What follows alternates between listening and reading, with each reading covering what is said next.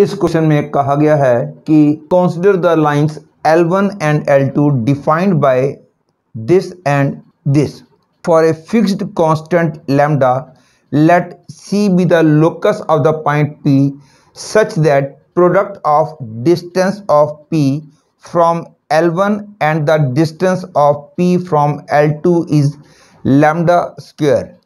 The line y equal to 2x plus 1 meets C at 2 points R and S where the distance between R and S is under root 270. Let the perpendicular bisector of RS meet C at two distinct points R dash and S dash.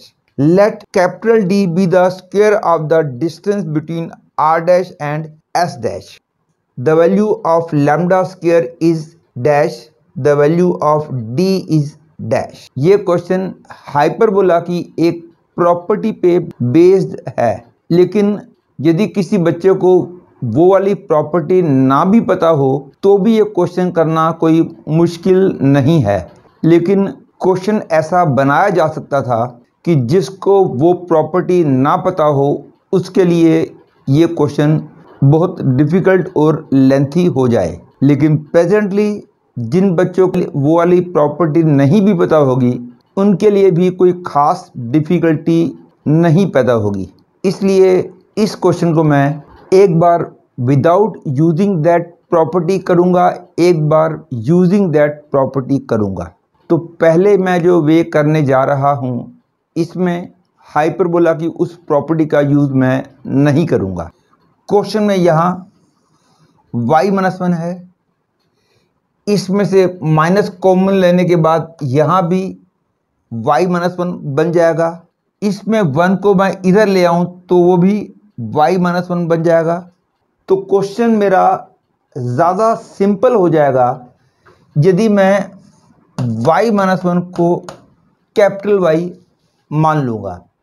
That is in other words मैंने origin को 0-1 पे shift कर दिया है और shifting of axis से distances या area bounded वगैरह चेंज नहीं होते हैं।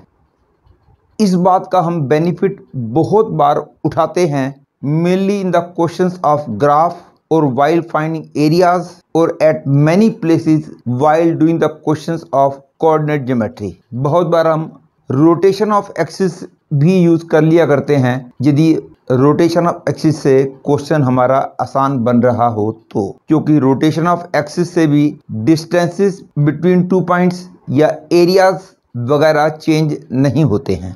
और क्योंकि इस क्वेश्चन में भी दोनों आंसर्स में डिस्टेंसेस की ही बात हो रही है, इसलिए मैं कैपिटल Y यूज़ करूँगा तो मेरा क्वेश्चन आसान हो जाएगा। Hence according to new axis y coordinate को मैं कैपिटल Y से डिनोट करूँगा और ये दोनों इक्वेशंस बन जाएंगी √2x plus y equal 0 and √2x minus y equal 0 और y equal to 2x plus 1 बन जाएगी y इक्वल टू 2x। सबसे पहले हम लोकस ऑफ P निकालते हैं, दैट इज कर्व C की इक्वेशन निकालते हैं। Let the point P be H, K as usual, क्योंकि जब भी हमको किसी पॉइंट का लोकस निकालना होता है पहले उस पॉइंट को हम H के मानते हैं, फिर H और K में एक ऐसी इक्वेशन बनाते हैं जिसमें H और K के सिवा और कोई वेरिएबल नहीं होता। और जब ऐसी इक्वेशन मिल जाती है तो हम इसको x बोल देते हैं और k को y बोल देते हैं। एंड यूजिंग दिस, क्योंकि P पॉइंट का इस लाइन से डिस्टेंस और इस लाइन से डिस्टेंस का प्रोडक्ट जो है वो कांस्टेंट लैम्डा स्क्वायर है, देयरफॉर आई विल से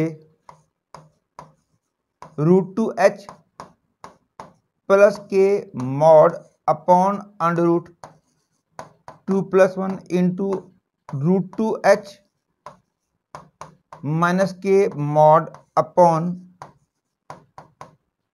इज इक्वल टू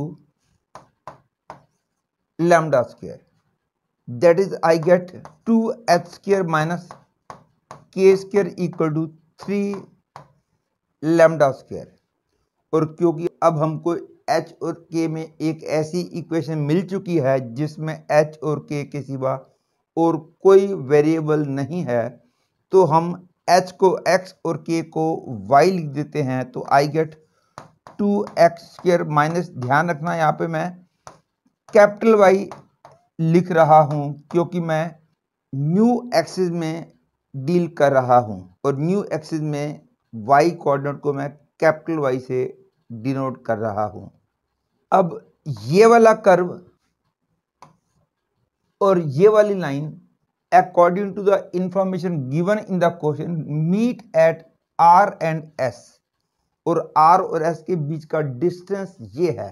तो solving this and this simultaneously will get the, हमको R और S के कोऑर्डिनेट्स मिल जाएंगे। तो इसके लिए y की वैल्यू 2x इसमें रखता हूं, तो I get 2x square minus 4x square equal to 3 lambda square, that is 2x square equal to 3 lambda square.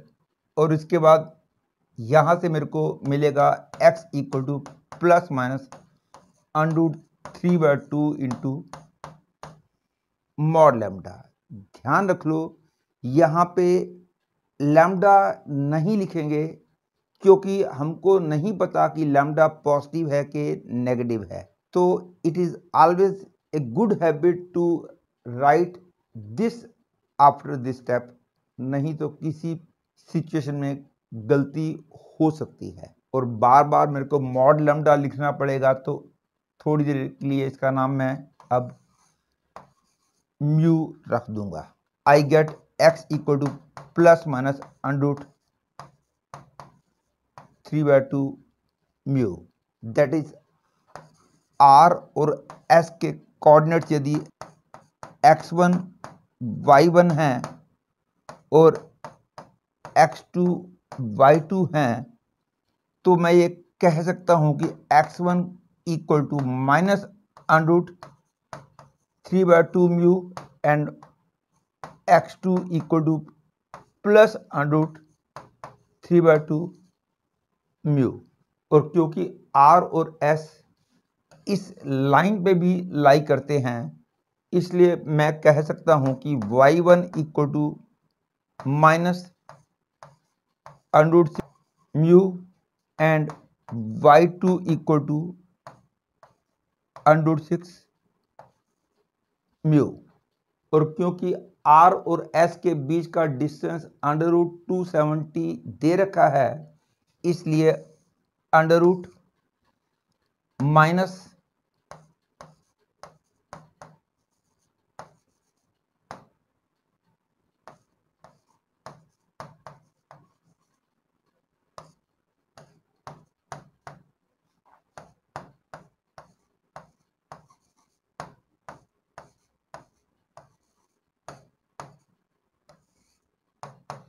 is equal to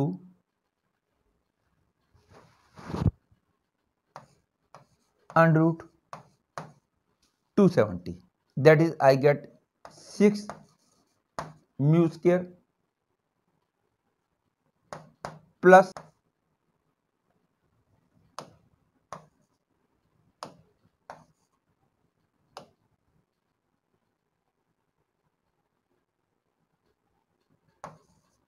(24) mu square equal to 270, that is mu square equal to 9, that is I can say mod lambda square equal to 9, that is lambda square equal to 9. Hence the answer of question number 9 is 9. And next part is the value of capital D is, और capital D क्योंकि R dash और S dash के बीच का distance है, और R dash और S dash वो points हैं जहां पे आर एस का परपेंडिकुलर बाइसेक्टर जो है कर्व सी को मीट करता है। ये तो क्लियर है क्योंकि ये आर एस की इक्वेशन है, तो आर एस का स्लोप हो गया 2, तो परपेंडिकुलर बाइसेक्टर वाली लाइन का स्लोप हो जाएगा -1/2। That is the line joining R dash and S dash का स्लोप -1/2 होगा। और क्योंकि R dash S dash R S का परपेंडिकुलर बाइसेक्टर है, तो सिचुएशन कुछ ऐसी होगी कि ये आर है, ये एस है, तो आर डैश एस डैश ऐसा होगा। ये वाला पॉइंट x1 y1 है, ये वाला पॉइंट x2 y2 है, तो क्लियरली ये वाला पॉइंट 0 0 हो जाएगा। It is clear from here x1 plus x2 is 0, y1 plus y2 is 0, क्योंकि ये मिड पॉइंट है और इसका स्लोप -1/2 है। तो इस लाइन की इक्वेशन हो गई y इक्वल टू -1/2x। अब देखेंगे कि ये लाइन कर्व C को कहाँ मीट करती है और उन पॉइंटों के x कोऑर्डिनेट निकालने के लिए अगेन इस लाइन को और कर्व C की इक्वेशन को हम साइमल्टेनियसली सॉल्व करते हैं। तो इसके अंदर मैं y की वैल्यू -1/2x लिख देता हूं। I reach at 2x square minus 1/4 x square equal to 3 lambda square, that is 7/4 x square equal to 3 lambda square, that is x square equal to 12/7 lambda square, that is x equal to plus minus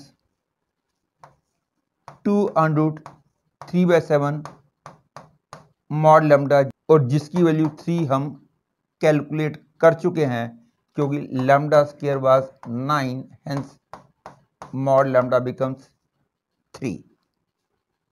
तो r dash और s dash के coordinate को α1 β1